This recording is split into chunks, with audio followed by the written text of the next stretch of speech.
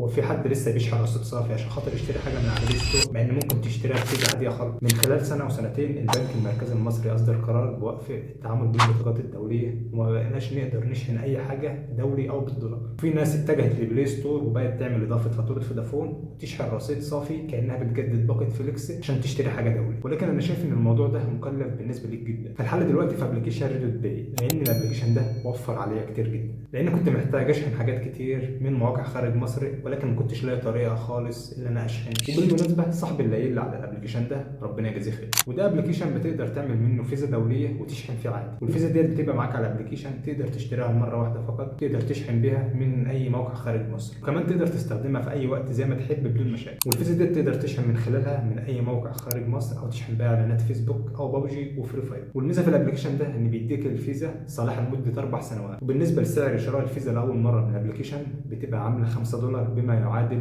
230 240 جنيه. وانا شايف ان ده مناسب جدا ليك، عشان لو هتشحن من خلال رصيد فودافون من بلاي ستور فده هيبقى مكلف عليك جدا، والفيزا ديت هتوفر عليك كتير، علشان هتضطر انك تشحن رصيد صافي من خلال بلاي ستور وتقدر تشتري اي حاجه من خارج مصر برصيد فودافون. وبالمناسبه تقدر تربطها ببلاي ستور وتشتري بها اللي انت محتاجه من عنده، وبكده تبقى سهلتها على نفسك ووفرت عليك كتير. ما تنساش تعمل له فولو عشان اللي جاي هيوفر عليك وقت ومجهود. بالمناسبه نسيت اقول لك ان انا عامل لك ديسكاونت على الايربودز الايفون برو 2 النسخه الامريكي، وكمان ضمان سنه كامله من ريديك 2. ما تنساش تسالني على سعرها.